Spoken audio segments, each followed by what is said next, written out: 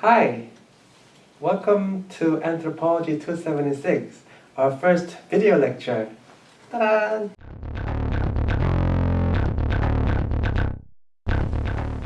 I hope you are enjoying the class so far. Today, I just wanted to give you a general roadmap to where we are going as a course.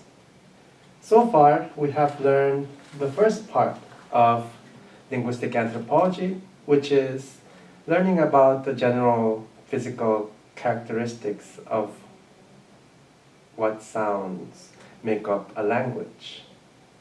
But you should have noticed by now that sounds themselves do not contain any kind of meaning that we would naturally call language. So for example, we learned that any kind of sound that our vocal cords make are a series of individual sine waves.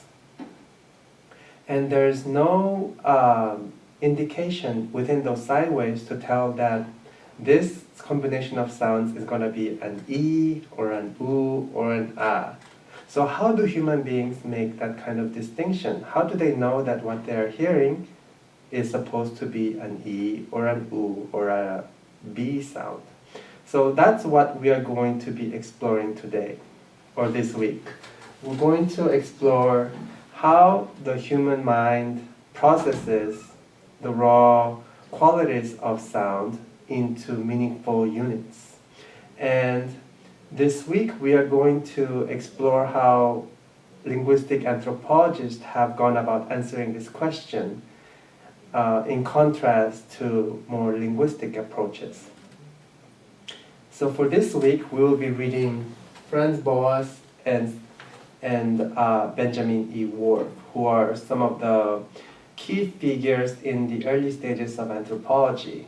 And here you will find how early linguistic anthropologists have explained the relationship between language and meaning. And I just wanted to warn you that this week's readings are going to be tough.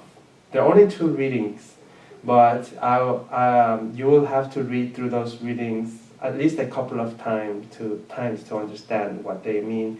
And I will post a couple of videos on these 2 articles to guide you through. Alright, so for this week, I want you to focus on those 2 readings in particular. So let's get on to that.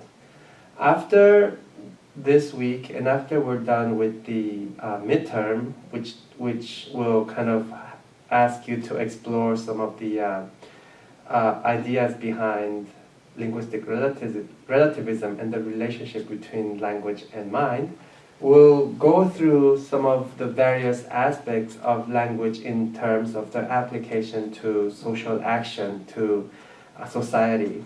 So for example, what is the relationship between language and power, language and gender, language and institutional relations.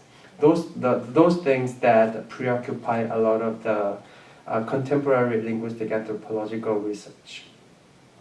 Okay, so that's a general roadmap of where we are and where we are going as a course.